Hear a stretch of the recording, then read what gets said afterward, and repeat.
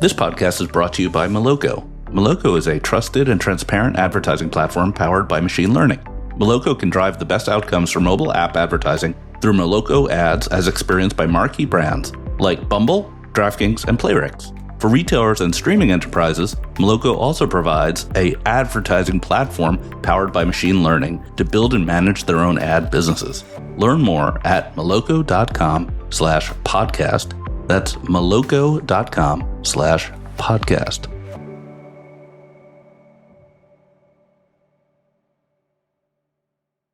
This podcast is sponsored by Adelaide.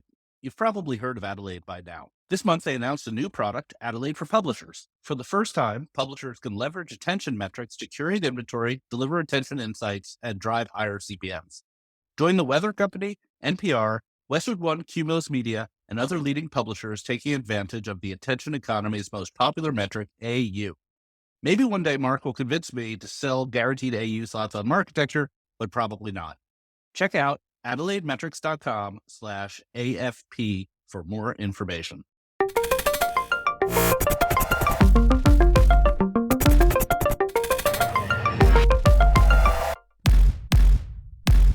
Welcome to Marketecture Podcast. We have a great show today. We have Dave Otten, the CEO of JW, here to tell us about the big deal with JW combining with Connatix.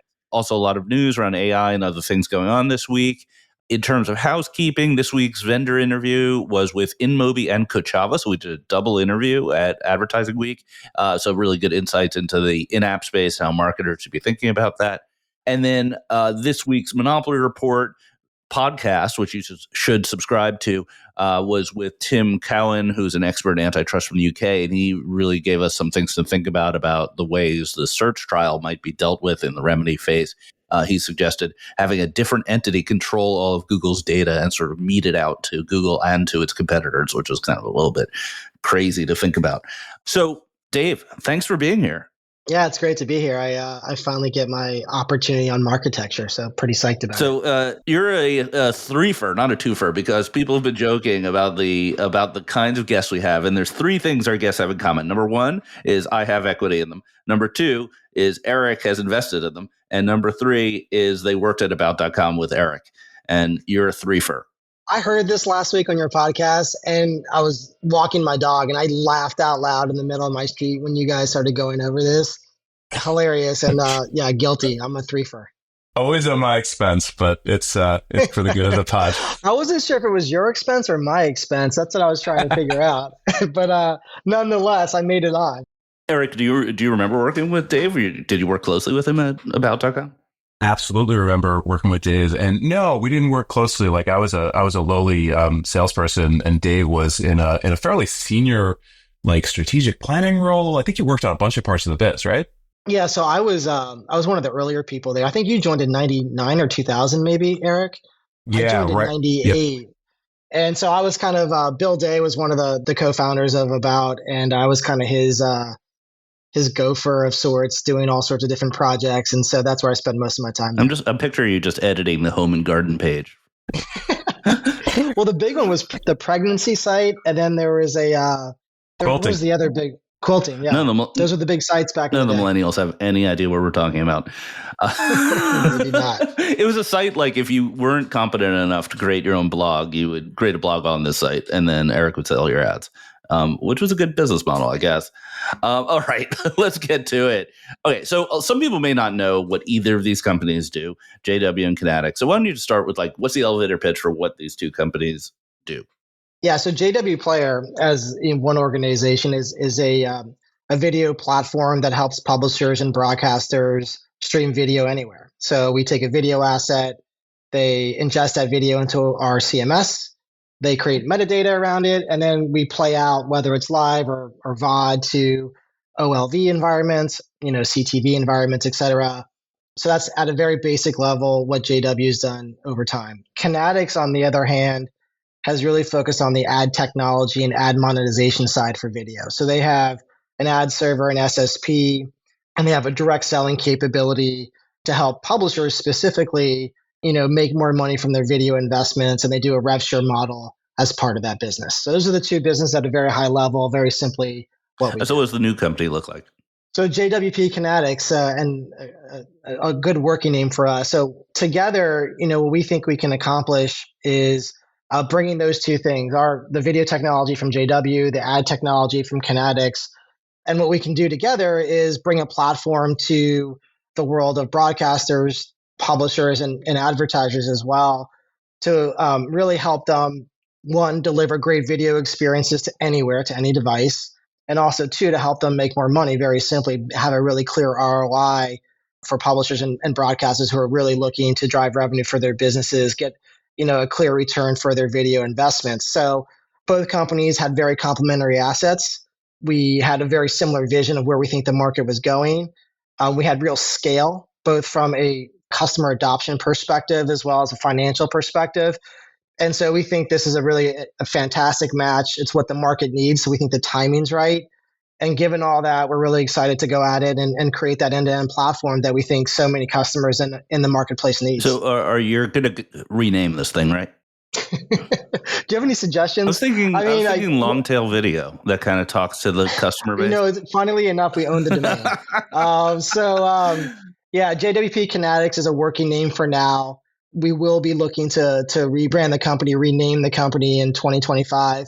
Eric has long worked with us and had a lot of thoughts over the years about what we should be doing there, and we're finally heeding his advice after a decade. So it only took me 10 years. JW is just named after a dude named JW, right? I think it's the only company that fits that characteristic, right? Yeah, for those people who don't know, and we power a lot of the publishers that probably listen to your podcast.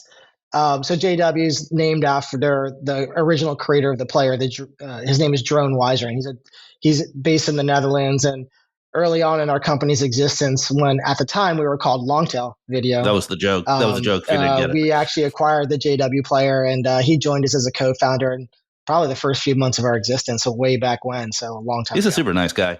Yeah, no, my advice on naming is go outside of the English language, because unless you want to do exhaustive trademark work and sort of like negotiate with someone who owns a trademark on an English word, they're all taken, but increasingly like non-English words are cool, and they're freely available typically for trademark. I'm going to be calling you right after this, and we'll talk more. This is totally off topic, but can we name any other ad tech companies that are named after their founder? I want to say Casale Media, but they changed the name, right? Donovan, but they changed its name.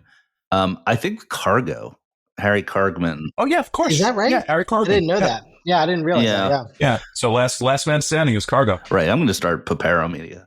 Papari Media. Yeah, Papari Media. Okay. So I think the video market's really fascinating, and it's kind of a lot of people don't really understand the value chain here. So first question is sort of who are your key customers that want what you're offering? Video player, content management, ad serving. Is it torso, tail, largest broadcasters? It's mostly torso and the largest broadcasters these days. It's very different from where we started when we did a lot of we empowered a lot of the tail, and over the years as we evolved and went up market, that's our customer composition changed as well. And so from the customer side, the combined company JW-Connatix, well, we now power, I guess, 80%, and this is in the US, 80% of the ComScore, 25. So you know the names there and large names on the publisher side. In many cases, JW had an existing CMS relationship or technology relationship with the customer. In other cases, Connatix had a monetization, and there's some overlap where we both had a single customer, where we shared a single customer. And so on the publisher side, we really focus on the premium brands. That's been the focus. That's where the volume is. That's where the opportunity is for the combined company. On the broadcaster side, that's the second customer set, where JW in 2021 began turning our attention to that market for all the obvious macro reasons that we see. We did an acquisition in 21 of a broadcast live streaming service called Vualta. We did another acquisition around an SVOD enablement service to cater to that market. And so in that part of the market where we see there's two opportunities there. One is the mid-market. An example is like Volleyball World. They use JW Player Services. They stream global volleyball.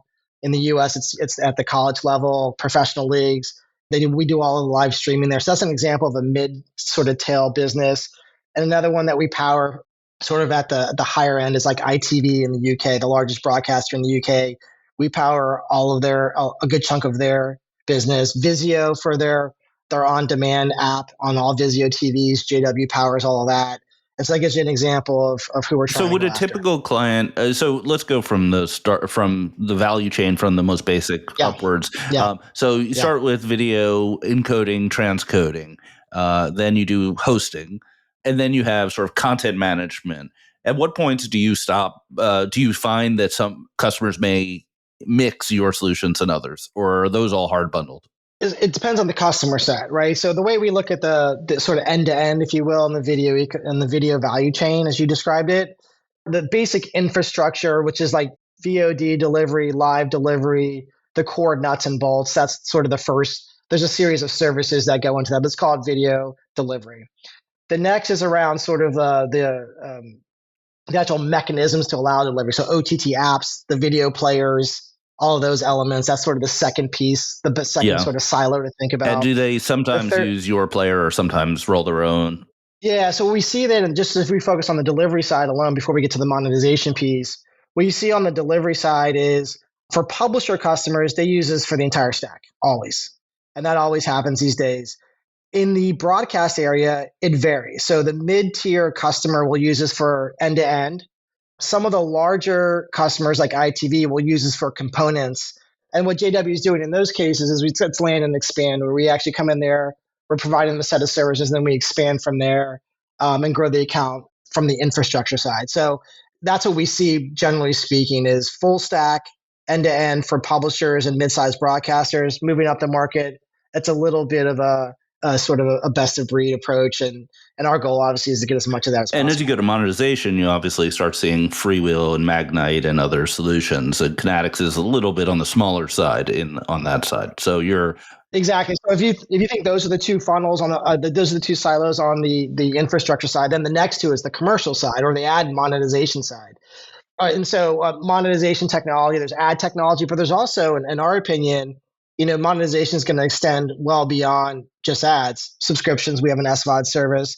We think commerce down the road makes a lot of sense. And so, as a monetization platform for video, we think those kind of services are going to be important in the future. And then the last piece is the pure commercial side of monetization, where you're actually directly affecting it, like we're doing with advertising. Connatix has a direct sales team that we think is going to be useful for customers and bringing unique demand to them over time as we invest and build that out. That's what we'll do. We do think as we go into, we invest pretty heavily into that CTV area. We are going to be doing a lot of work on the ad tech stack, to your point, Ari, like expanding what Connatix is capable of doing in that area. And then we're going to be investing pretty heavily on like how we bring, again, the unique demand side to that marketplace. And so that will be a big strategic focus for us as we come out of the gates. Do you have any message for buyers? Should agencies and buyers care about this? We think they should. The combined platform today, and what we think is an actual differentiator here, and time will tell if it actually becomes a differentiator. But one of our hypotheses was, so JW-Connatix now has close to 1 billion people engage with our technology, watch video on our technology every single month. It's a pretty hefty number on a global basis, and that's pretty powerful. We see somewhere in the neighborhood on an annual basis, over a couple 100 billion ad impressions go through our technology.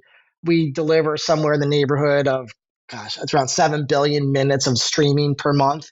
And so you're able to you see, the consumption, so how video is being consumed across devices. We see the content. That's really what's important here, because they ingest all their content into JWP's platform. And so we understand the contextual signals as well. And the real addition here with, adding Connatix to the portfolio is now you see all the monetization signals that we had limited access to before. Because in many cases, we might be the ad server, or we certainly see the campaigns that are running through. We have a good feeling for like what's resonating, what's working, et cetera. And so we think given the scale of what we're able to deliver, plus the variety of signals that we have, for buyers, we think, we're going to be able to like provide a transparent marketplace for those folks to be able to buy into, understand what they're buying into, and be, really provide, hopefully over time, be able to provide real value to that part of the marketplace. And we have a part of our organization that's going to be focused exclusively on driving that side of it, leveraging our signals, going to the demand side, and hopefully creating value there. And that's, again, a big part of the thesis here. So, I don't usually ask people to talk about competitors, but I think in this case, I want to talk about the financial aspect because the deal terms weren't disclosed. It's pretty common in a private deal. You have a comp that's publicly traded, Brightcove. It's probably your direct competitor, I would think. And it's not done that well in the public markets. As a CEO, how does that affect you? Is that just like a drag when you look at their stock go down? Or are you excited that your competitor isn't doing that well in the public markets?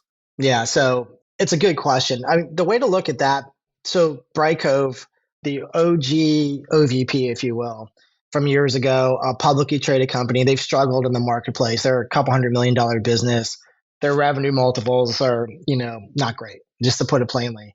The way that we thought about the business, particularly as part of the JW-Connatix transaction, it's not necessarily because our revenue streams are going to be SaaS plus rev share. There's a hybrid revenue stream there.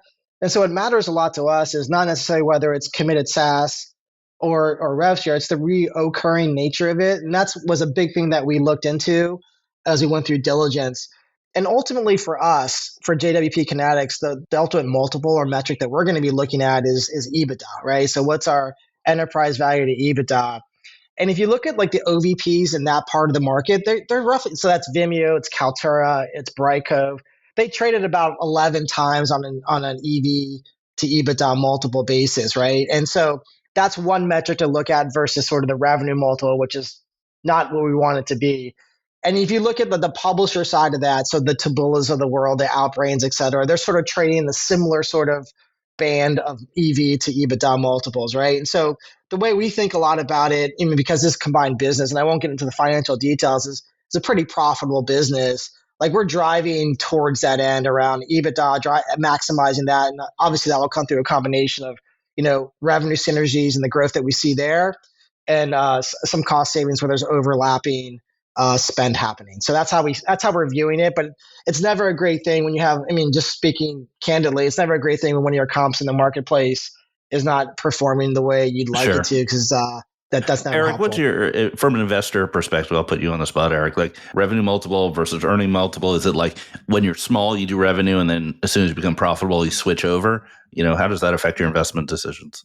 Speaking personally on the fund side, like we're early stage investors, right? So, we've never looked at a business that, was considered on a EBITDA multiple unless it was a real exception. So for us, it's, revenue multiple or, just, if there's no revenue, it's like product and vision and everything like that. I think the way that Dave is thinking about this is absolutely correct. And I think that the market, should be in a position to reward, high growth, advertising based businesses that have like real EBITDA. So, again, as a personal investor in this, I'm excited about that whole idea. Yeah, as soon as Dave moved down to Florida, I figured my equity would be worth something. That's the signal when the CEO figures out some reason they need to live in Florida, get those taxes down. I assume the equity would be worth something, but I'm still waiting.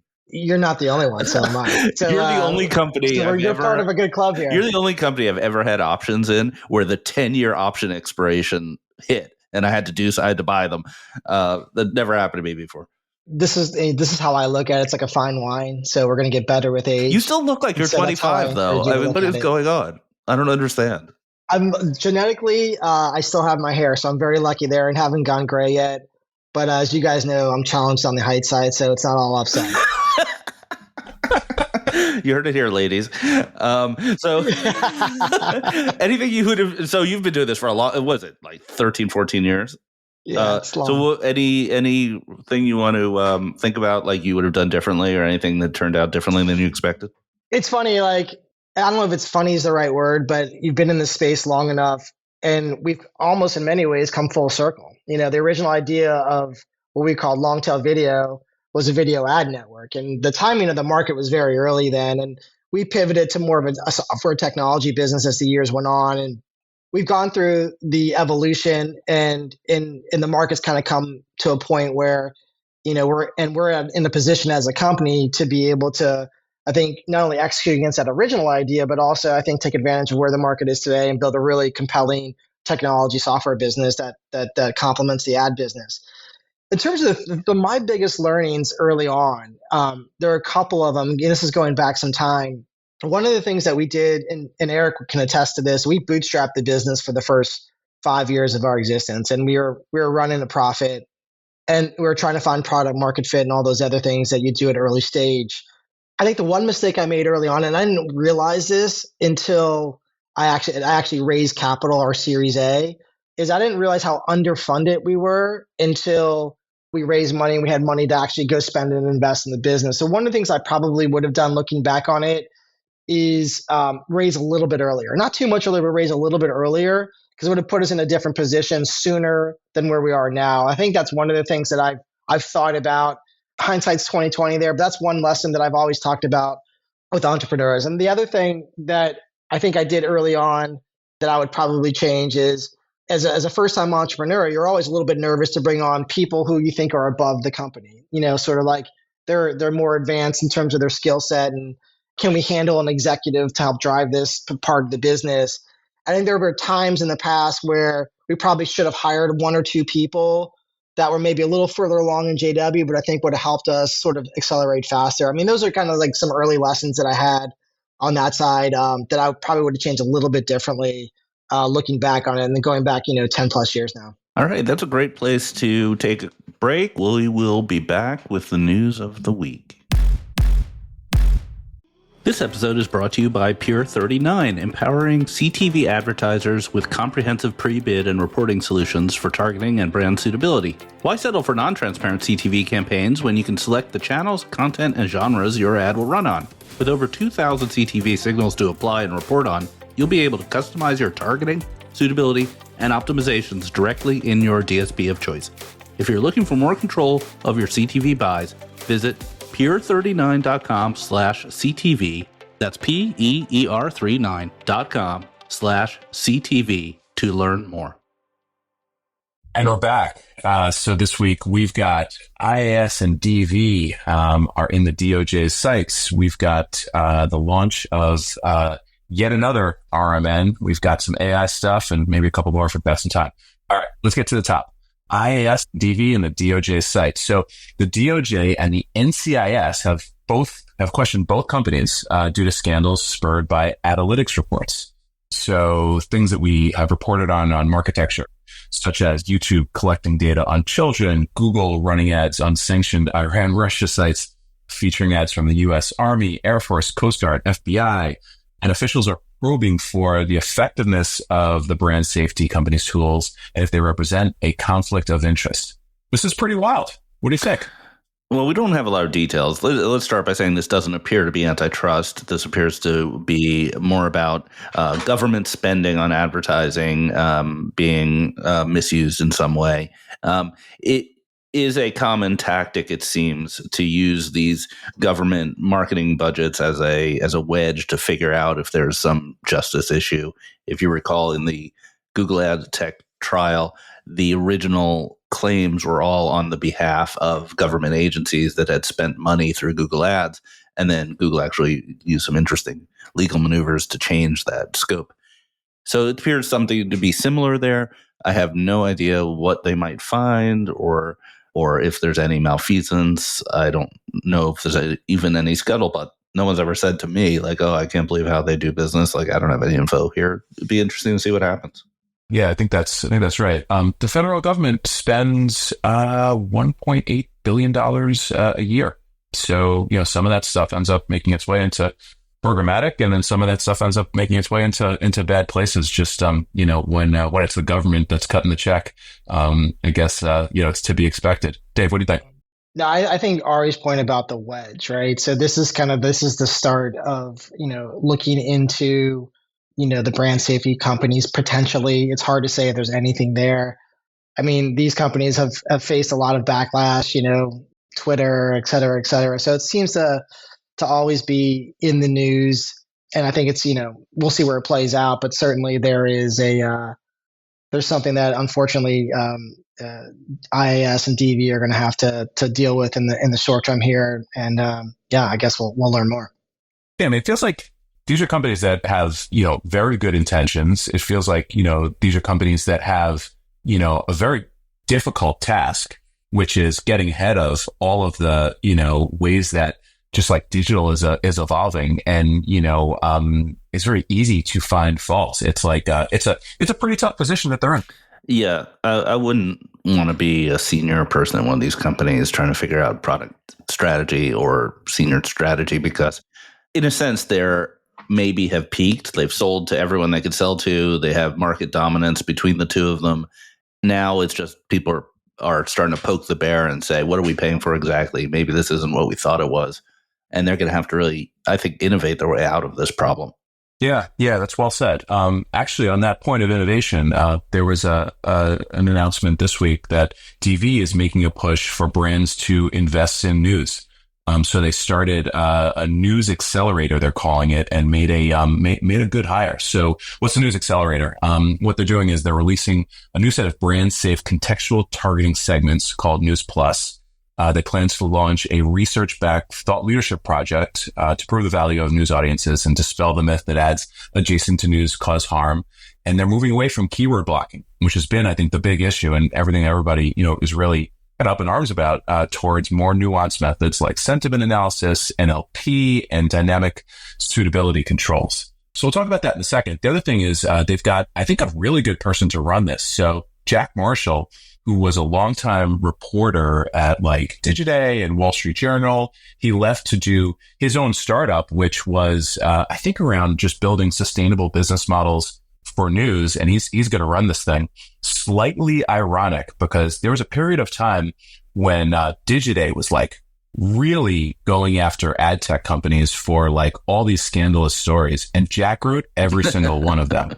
I would encourage the listener to Google Undertone Hampton's House Digiday and learn about everything that Jack was just like all over the industry about. Wait. What happened to the Undertone Hampton House? Like, we don't have time to Google it. What's the TLDR? Oh, there was nothing scandalous, but Jack was just relentless in trying to talk about all the ways that buyers were kind of connecting with sellers in T&E and beyond. Is connecting like a euphemism here? Not at all. Not at all. Wrong word. Anyway, Jack is great. He is, I think, mission driven around news and is a great person to be leading this. What do you guys think? I mean, from the ecosystem perspective, I like this, right? I mean, this is where JW-Connatix plays. I think any effort to, a lot of these news sources have been on block lists forever. And so brands aren't buying on that inventory. And to the extent that you can use tools to sort of open up the inventory that's, perhaps better quality from a brand's perspective versus less quality. I mean, that's a really a great thing, I think, overall, to be able to go down that path. And obviously, like, we see it on our side. There's massive volume that happens in these news sites. It's huge. And so it's good for the ecosystem, and ironically, or maybe not so much, it's good for DV too, if they execute against this. Yeah, I'd like to see more meat on the bones. This seems like an interesting announcement. The hire's great. Moving away from keyword blocking, yeah, I'd like to see them actually move away. Like, the Jaren there is doing a lot of work. So let's see. Yeah, okay. Wait and see. All right, move on. The launch of PayPal ads happened last week after recording during advertising week. So PayPal is launching an ads business starting in the U.S. Under Dr. Mark Greither, who previously launched and built Uber ads business, which is a $1 billion business. So PayPal is doing a couple things. So number one, they're going to offer ads across their own properties, PayPal, Venmo, and Honey, as well as next year on the 30 million retailers that use its payment systems. So obviously that's their RMN play. And the pitch is twofold. It's number one, the transaction data. Obviously, James Burrow, formerly of Market, has this phrase that he chimes in every time somebody says, something around cookies, it'll aim into the new cookies, right? So number one, the data. But then number two, I thought this was interesting. The size of the audience that have PayPal accounts. So they have 429 million active accounts. So that puts them up there with Amazon and Walmart from a scale perspective. So I think you've got a person with a proven playbook. You've got some great O&O and network, and you've got scale. So I think this is going to be a big one. Yeah, it's really interesting. I don't really have like an intuitive feel for PayPal's business. I'm not a real user. I have an account because every once in a while you need it. You're booking some weird vacation, tour, and they only accept PayPal. And it's like, yeah, I have a PayPal. Can I pay for it? But I don't prefer it. It's very unclear to me what like the geographic coverage is, what the types of consumers who prefer PayPal are, and maybe they skew older, maybe they skew non-US. So there's some interesting questions, I think, about how effective this is. Another point I'll make, which is maybe, I don't know if this is relevant or not. They acquired Honey, which is a coupon browser plugin that basically gives people money off. Retailers kind of hate Honey. Like basically, the way Honey works is it crowdsources coupons. So if one person has a valid coupon, Honey saves it and gives it to all the other customers. And there are actually companies that their business model is preventing Honey from working. I think like Confiant does that, and a bunch of other like of the security companies do that. So there's a little bit of a conflict of interest. Human acquired Clean. Oh yeah, Clean. That was one of their big. Yeah, that was one of their big products, which was blocking the. I think it's called coupon stuffing. Yeah, so it's pretty interesting to see how that conflict may play out here.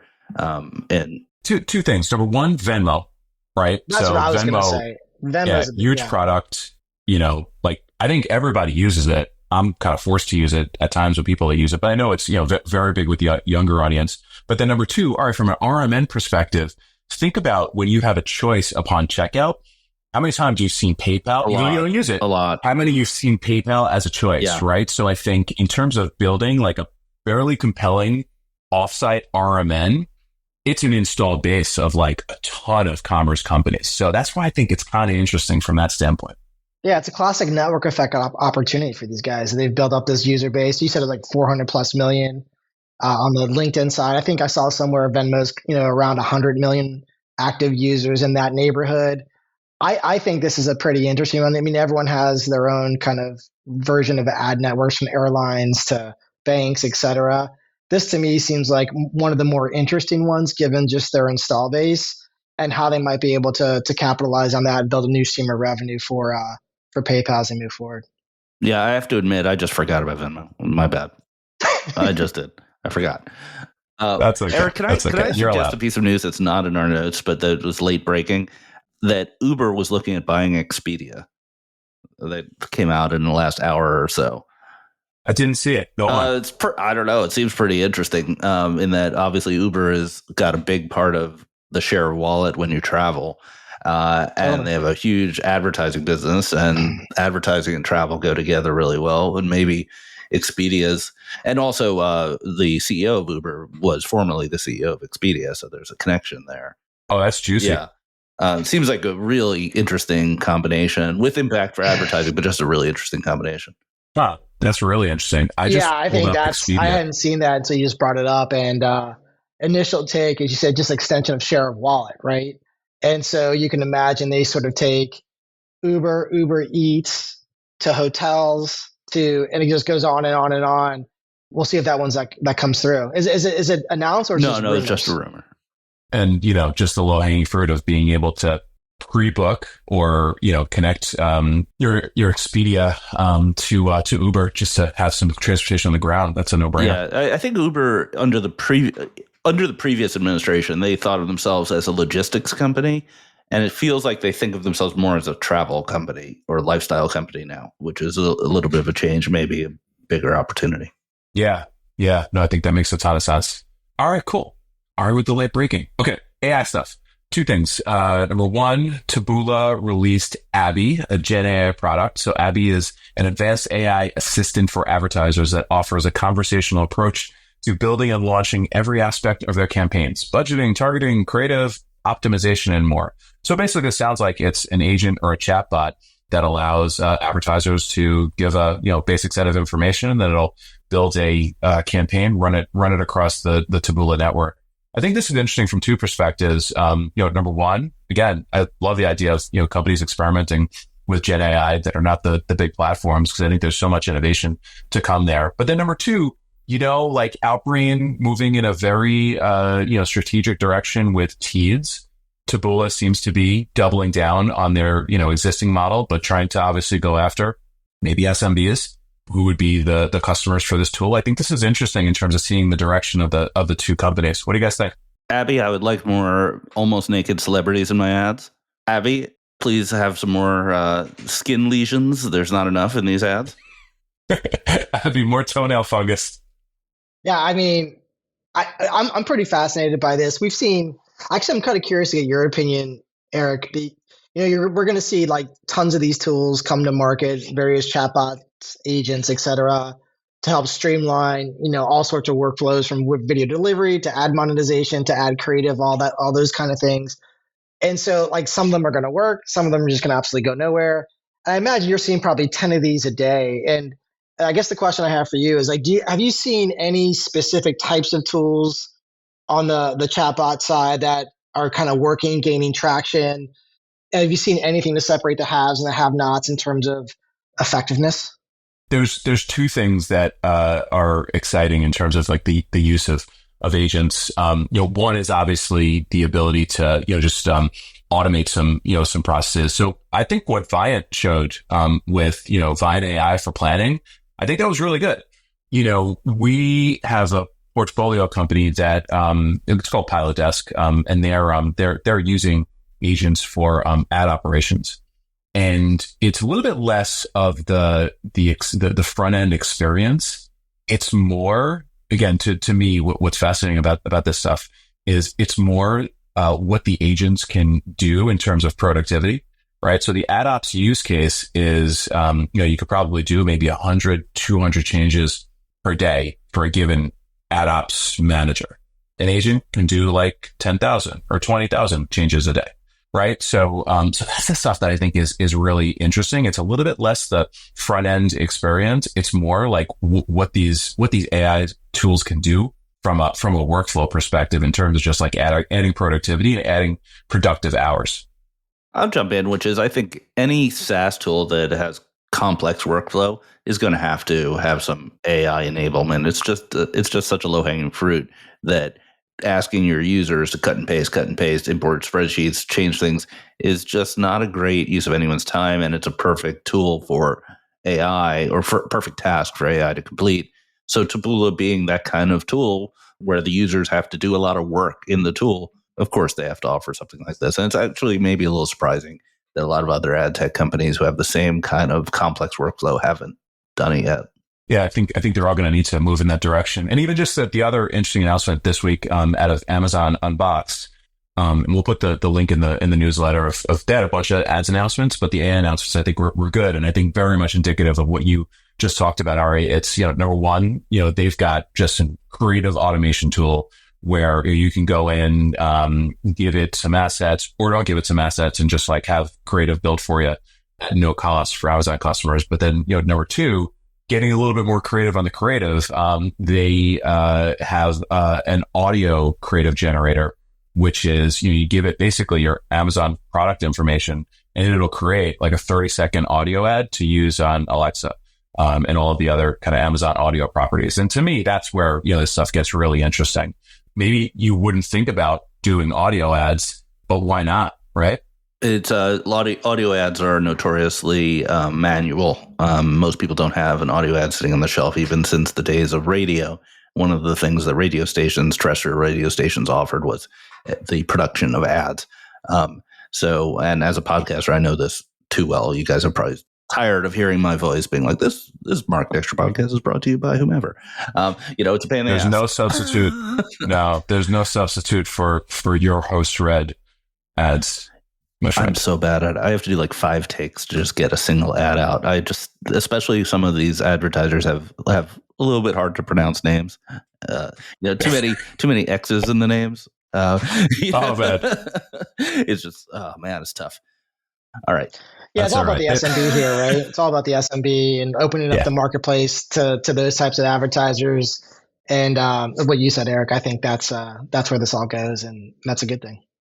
All right, you want to end it on one or two scandalous points? Sure, let's talk about Colossus.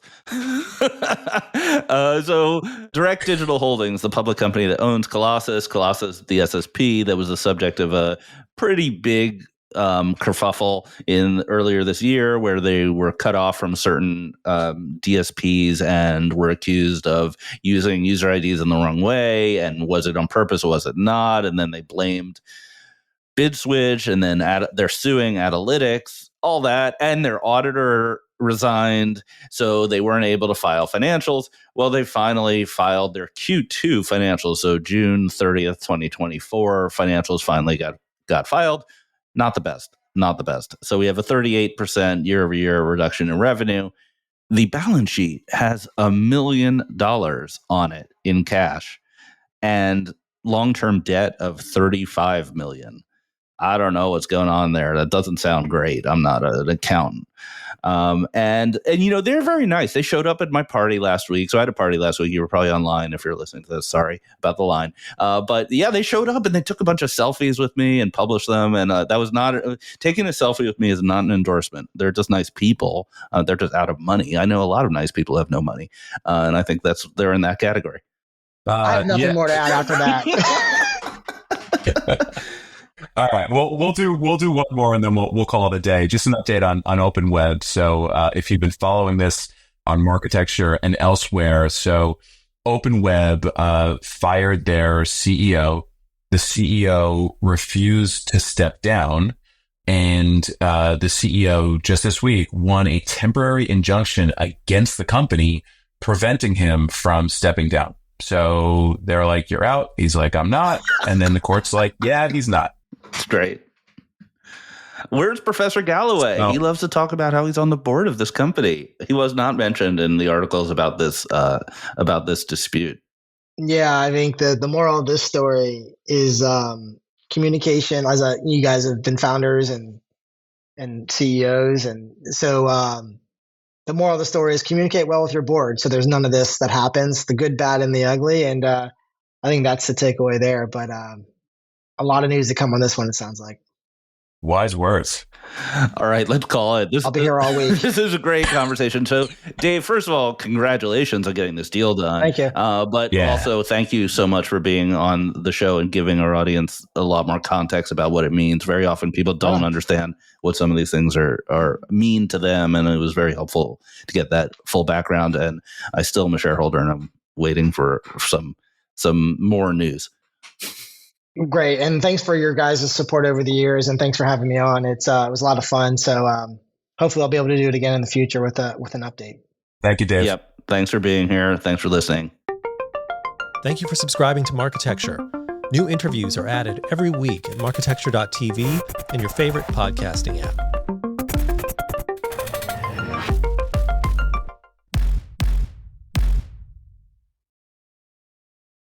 Thank you for listening to the Marketecture podcast. New episodes come out every Friday, and an insightful vendor interview is published each Monday. You can subscribe to our library of hundreds of executive interviews at marketecture.tv. You can also sign up for free for our weekly newsletter with my original strategic insights on the week's news at news.marketecture.tv. And if you're feeling social, we operate a vibrant Slack community that you can apply to join at adtechgod.com.